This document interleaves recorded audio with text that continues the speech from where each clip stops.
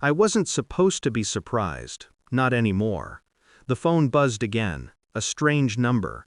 I almost didn't answer, but something in the quiet hum of my evening compelled me. "Mr. Blake," the voice was frantic, borderline shrill. "We need you to confirm something. Why are FBI agents at our office?"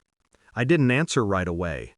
The blood was still frozen in my veins, the air thick in my lungs. I'd known something was off the moment she'd come home that afternoon. "Mr. Blake, can you hear me?" I hung up. I set the phone on the kitchen counter, my eyes flicking over to where she sat. Across the dinner table, a grin stretched across her face, sharp as a blade. She didn't notice me, or maybe she did and just didn't care. It didn't matter either way. "Sold the cabin," she said, twirling pasta on her fork. "For $150K. The buyers are thrilled. I think it was a smart move, don't you?" Her family agreed. A chorus of laughter and polite clinks of glasses filled the room, their applause too loud to ignore. "I'm glad you're finally making smart decisions," her father chimed in, sloshing his wine. "You two never really understood the value of real estate, did you?" I sat back, a calm smile playing at the edges of my lips. The faintest crackling heat radiated from the edges of my vision. The FBI. I'd been prepared for this, in a way. "You're proud of yourself?" I asked, the words measured, cool. A flicker of something in my chest, sharp, pointed, told me I should feel more than this, should scream or rage. But I didn't. I didn't even blink. A few weeks before, I'd found something that had stopped me cold. Her phone, left unattended for a moment. A text message from someone I didn't know.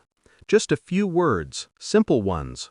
"You said you'd get me back soon. Your husband is a fool, isn't he?" I had memorized the words. Then I'd backed away. No confrontation, no explosion, just the knowledge that something deep was rotting beneath the surface. At first, I told myself I was imagining it. Paranoia, maybe. Then came the calls, late at night. The whispered conversations I couldn't make out. The way she smiled too much when I walked into a room. And all that time, I didn't react. Not outwardly. I just watched, listened, calculated. The results were inevitable. I didn't tell her about the phone records I'd pulled, about the hotel reservations in a city I knew she'd never been to, but where he had been. Or the flight tickets, one way, booked under a fake name. There was no rush. I knew I'd have all the time I needed. My silence made it worse. She had no idea I was already 2 steps ahead. Every conversation, every interaction, I kept calm. I played the fool. Let her think she had control. But I knew. I knew about him. The call from the lawyer that night hadn't been a surprise. It was the final piece of the puzzle falling into place. I stood up from the table slowly, collecting my things. The family kept talking, oblivious. She kept talking, her eyes never leaving her phone. "Where are you going?" she asked, glancing up with a mild expression, as if I'd simply decided to take a walk.